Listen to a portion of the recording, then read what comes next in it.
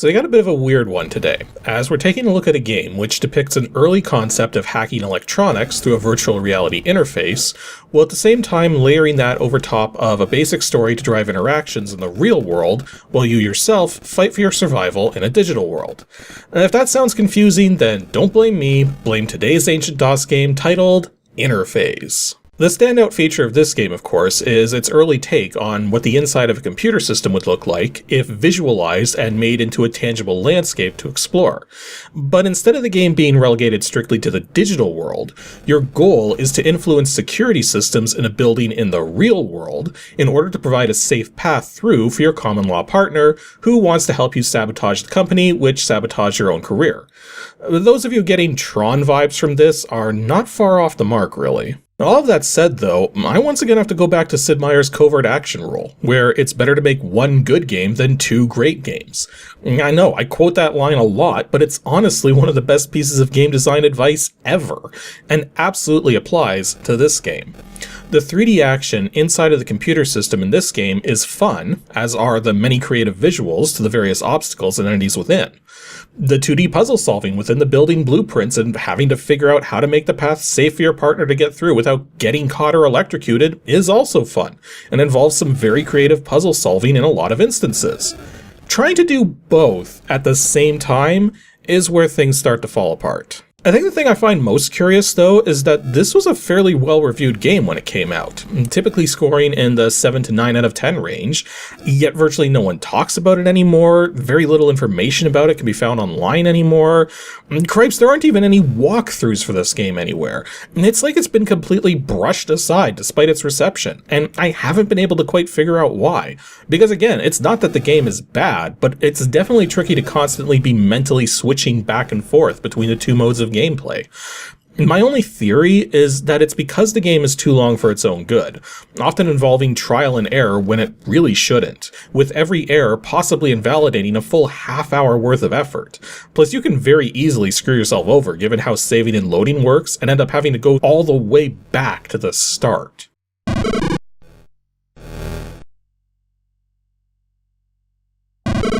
Interphase was developed by the Assembly line and published through Mirrorsoft's ImageWorks label in 1989, primarily for the Amiga, but also for DOS and Atari ST computers. And it's effectively a one-player action/puzzle game, even though those two aspects have little to do with each other and are effectively their own components of the game running side by side. As in, you're not playing an action game with puzzle elements, nor are you playing a puzzle game with action elements. Rather, instead, you're playing an action game and a puzzle game simultaneously. It supports almost the entire standard array of 80s video modes, except for Hercules, while the audio support is a bit curious. The game supports AdLib and PC speaker sound devices, so naturally your thought is that the AdLib support's going to be the best. But the original Amiga game had digitized sound samples, which the AdLib normally can't do. Yet the PC speaker support in this game utilizes the PC speaker as a DAC, meaning you get those same digitized sounds over the PC speaker. It's very scratchy though, even emulated, so it's hard to say which sounds best. The PC speaker support sounds more as intended, but harsh, while the AdLib support is very much not the way it's supposed to sound, but is much easier on the ears. I decided to go with AdLib for my playthrough, but it is ultimately a subjective decision. As for its current release state, it's still commercial and is one of the more recent releases on GOG and Steam, going for $7 on either platform instead of the usual $6 price that you tend to see for re-releases of old DOS titles. If you want a physical copy though, I have good news and bad news. The good news is actually the price, as you can get physical copies of Interphase for dirt cheap, as there's no demand for it, with loose discs typically being under $5, and even fully boxed copies are typically around only $20. The bad news, though, is that it's really hard to find for a couple of reasons. Not just being rare in general, but because the search term Interphase pulls up all kinds of non-gaming results, and then even if you restrict yourself to gaming results, you tend to mostly find games released for the Intellivision and ColecoVision in the mid-80s, published by a company known as, you guessed it, Interphase. There's a couple other points to keep in mind too. The game was primarily known on the Amiga, not DOS or the Atari ST, so most copies you find will be Amiga copies. That said though, from what I understand, this was one of a number of Amiga games to officially be distributed completely for free as magazine cover discs. So when you find such a disc, bear in mind it's not just a demo, it is the full game. Going to skip on a dedicated story section since I pretty much already described what's going on, but I will point out that the protagonists of our game are known as Chad and Caffey. Chad is the hacker whom you're playing as, while Caffey is their partner who's infiltrating the Dreamtrack Corporation's high-security building. Now, your goal as Chad is to safely guide Caffey to the top so that they can swipe a special master Dreamtrack, then safely guide them back down. In essence, even though the game technically only has 12 levels, you play through them twice, once the proper way, then again in reverse, which, given the nature of these levels, can be quite the ordeal. But before each level, you need to guide Chad through a connecting tunnel so that they can move their connection to the correct location within the building's network. And one thing you're going to notice right away is that the hit detection is wide. You really don't have as much room to move around as it looks like, and while there are data lines running through the tunnels which can sap away your energy, hitting the walls is even more dangerous, so it's often better to just take hits from the data lines while staying as centered in the tunnels as you can. And once you reach the end of the tunnel, you enter the network for the floor of the building Caffey has reached, and begin your task of seeing them safely to the next floor. The way the 3D action gameplay is laid out is that you're controlling a sort of flying craft of sorts made out of your own mental projections, which is able to turn side to side, pitch up and down, and accelerate and decelerate, all done with the mouse.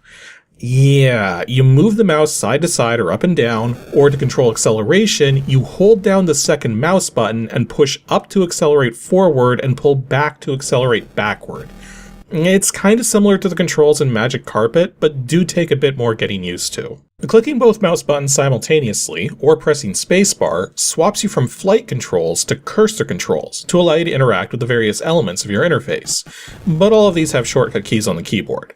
Specifically, from left to right, M pulls up your message queue from Caffey, T prepares your tractor beam, D prepares you for docking, B pulls up the building blueprint for the current floor, and H readies a homing missile.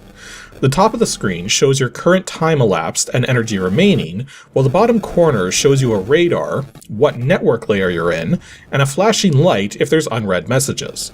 It's kind of a lot to take in, so let's go over each of these things one at a time, starting with the blueprints. The blueprint screen shows you a layout of the current floor Caffey is infiltrating and gives you controls to zoom in and out of the map presented. Often much closer than you would think necessary, except critical details you need to know are often hidden in very small bits of text, which otherwise just show up as random lines and pixels, until you zoom right in to see them. You'll also see indicators for where Caffey is, along with all security drones. Now, something very important to note before going any further is that even if a security drone is not activated, it can still kill Caffey if they run straight into it. A sleeping security drone is still a dangerous security drone, which is one of the key points of the very first level. The first level presents you with a path which seems like it should be super simple. Caffey needs to pass 2 security cameras in order to reach the lift to the next floor, but there's a security drone ready to wake up if alerted. The natural thought is to take out both cameras so Caffey can just walk through the room unhindered. There's just one other problem. This raid is being done at night while no one's in the building, meaning the lights are off, meaning Caffey has no idea where the entrances and exits to the rooms are, nor are they going to start turning down random intersections. Because of this, anytime Caffey enters a wide open room and hits a wall, they will tend to start circling the room in a clockwise spiral until they either find another way to go or are convinced there's nothing of interest, then will follow the walls to try and find a way out. This means if that security drone doesn't move out of the way, Caffey's going to run straight into it, and that's that. And so the trick is you have to take out the first security camera, but not the second one. This allows Caffey to make it beyond the intersection before the security drone reaches them, giving them the opportunity to make it through while the drone goes the other way. Now, I have a few problems with this approach to the game's logic. The first is, how am I, the player, supposed to know which way CAFE or even the security drones are going to go when they run face first into a three-way intersection? For instance, here on the third floor, it seems clear that if you took the left drone out of the picture in that middle room, and CAFE were to run in a clockwise spiral around the room, they would never encounter the right drone and would be on their way towards the lift no problem. Except if CAFE enters this room from above like that, they go right, counterclockwise, and there's no precedent for them to do that. No symbols, no logic, nothing. This trial and error approach to some of the logic of the levels is one of the ways in which the game gets well and truly frustrating, since it's fine if you know what's going to happen, but until you do, you have no choice but to guess and fail multiple times before you get it right, having to repeat the same steps to set yourself up for each attempt every single time. This isn't a problem with every floor, but for the ones where it's a problem, it's a big problem that has no respect for the player's time or patience. But now, how do you actually influence the state of anything on the blueprint? Well, this is where the info and navlock buttons come into play. When you highlight elements of the building with your cursor, you can click on the info button to get information about it, as well as see what its avatar looks like in the 3D virtual world if it has such an analog.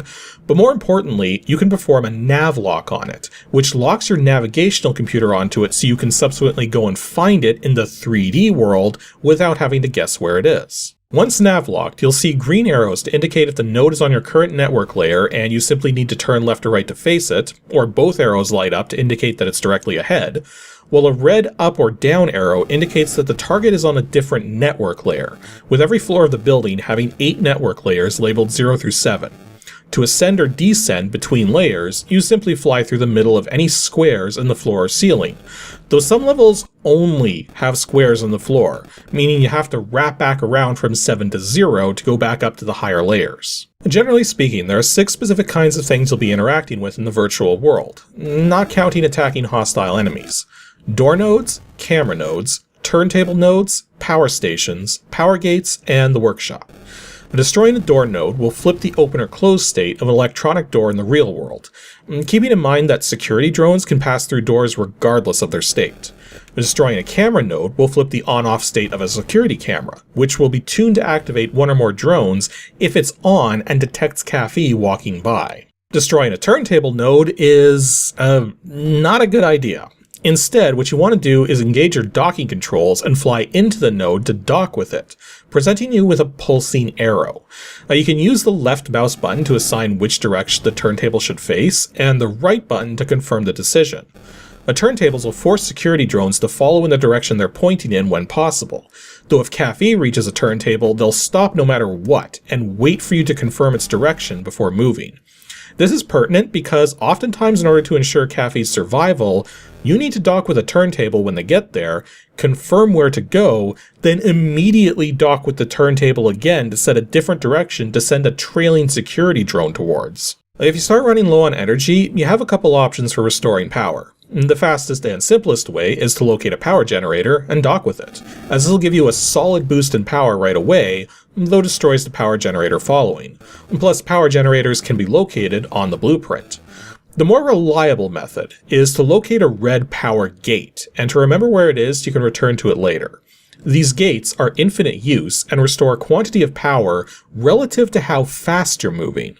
Thus, the trick to powering back up to full very quickly with one of these gates is to get lined up and floor it.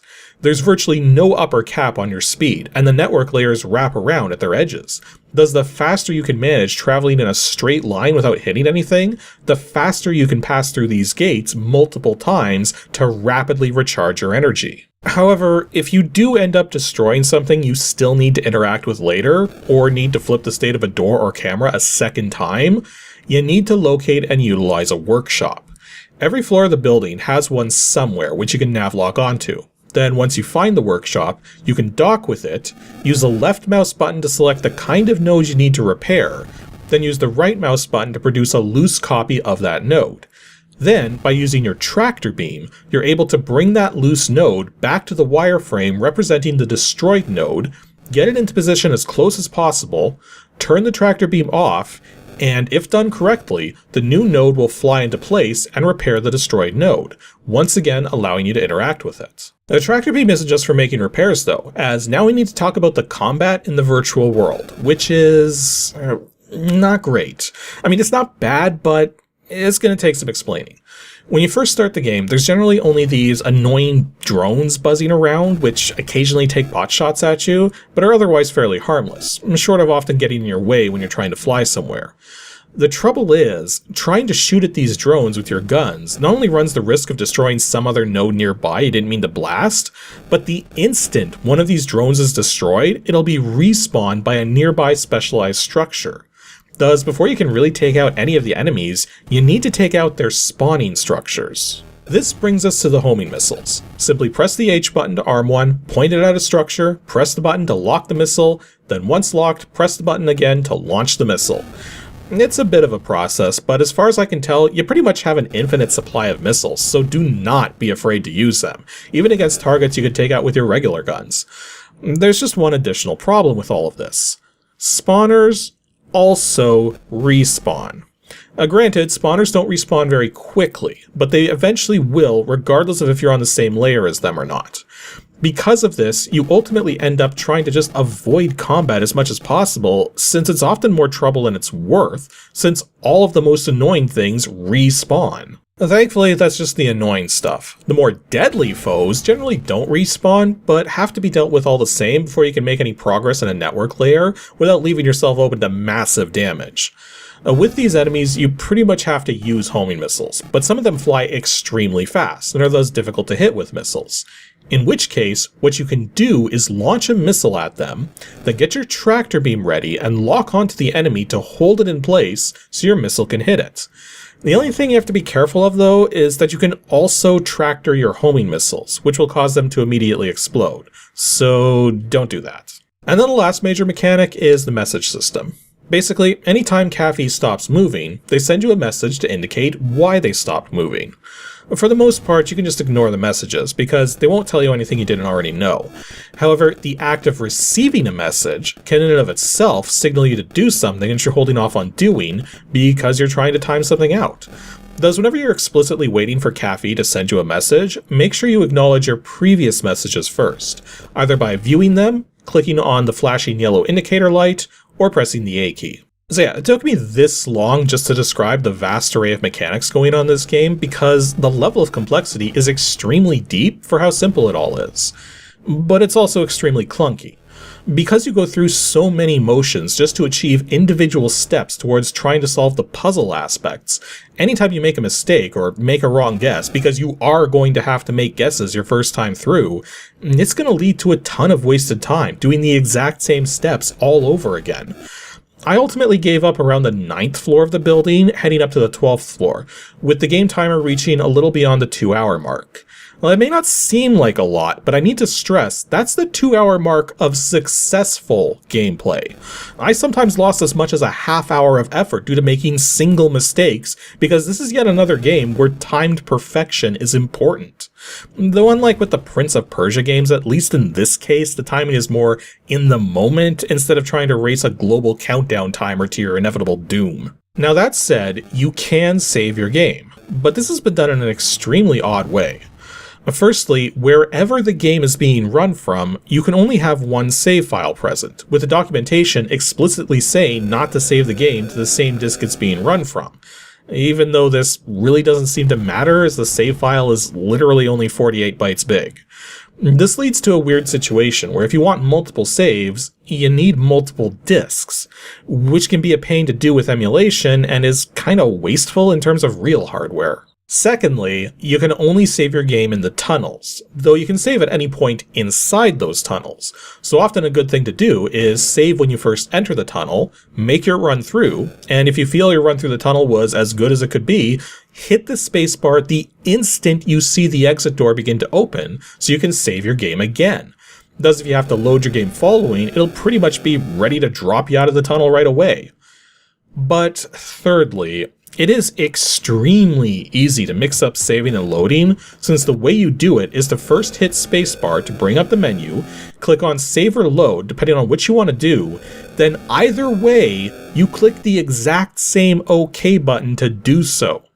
Given that there's only one save slot, this makes it really easy to accidentally load when you mean to save, or save when you mean to load, neither of which is going to do any good and could completely brick your run worst case scenario, since your energy state is saved in the save file.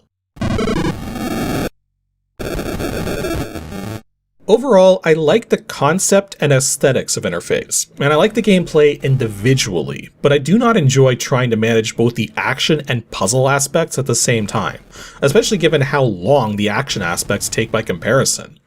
That said, a part of me feels like this would be the perfect game to enhance for modern systems, taking advantage of widescreen monitors and being able to show both a 3D view while having the blueprint up at the same time, using a joystick or gamepad to manipulate your flight in 3D while using a mouse to interact with the 2D aspects. That said, there are some fundamental flaws with the gameplay. The infinite respawns for the weaker, more annoying enemies is definitely not a highlight, nor is the very wide collision detection, which makes it too easy to hit stuff, both in good and bad ways. And plus, not being able to tell where Cafe or the security drones are going to move when they hit walls with multiple routes to go is completely antithetical to the puzzle-solving process. Not to mention, this is supposed to be the distant future. So why doesn't Cafe have night vision goggles or something, so they're not running around completely blind? Having more logic to the pathfinding, which is not completely arbitrary to fit a level design, is absolutely necessary to make for a better experience. And plus, having active lines drawn to show the routes that things are moving in would kind of be nice too. But granted, that's all in retrospect. As it stands, the game is unique and interesting on all fronts, and more enjoyable once you know exactly what to do. But a complete slog for new players who don't know and can't predict how certain interactions are going to take place. So, you may have noticed the game playing at varying speeds over the course of this review. The game is speed sensitive, so you need to set a fixed cycles count, and at first I set it up in such a way which felt the most comfortable, but was running into weird issues with the timing of things taking place in the real world in the game, so I thought, okay, gotta turn the speed down. So I tried to aim to match the speed of the Amiga version, which made the game literally impossible to win. That's when I discovered that even though the 3D gameplay is speed sensitive, everything happening in the real-world aspect of the game is happening in real time, with Cafe and the drones each advancing about once every 4.5 seconds, each on their own timers, not all at once. Thus, if you set the cycles count too high, everything in 3D moves too fast to react to, but if you set the cycles count too low, then there's not enough time to do what you need to do in 3D to succeed in the 2D aspects. To that end, after some trial and error, I settled on a cycles count of 2000. This still feels a little faster in 3D than I'd prefer, but any slower, and it became hit or miss if I could do certain things in time in 3D before losing Cafe in 2D. Other than having to get really particular and tweaking the cycles count, there weren't really any other things I had to configure. Though do bear in mind, because of this speed sensitivity, there's only going to be a very narrow range of real DOS hardware that the game will run on while being properly playable. Which, actually, that may be part of the reason why this game is so readily forgotten about nowadays. Anywho, that'll be all for today's episode of Ancient DOS Games. Next up, 2 Saturdays from now, on February 3rd, will be an ADG Pro video, where we're going to be taking a look back at a particular 2D shooter to try and figure out the damage per second and damage per value of its particular weapons. And I want to point out too that this might not be a game you'd be expecting me to return to, so definitely stay tuned to see what I've got lined up for the Pro treatment.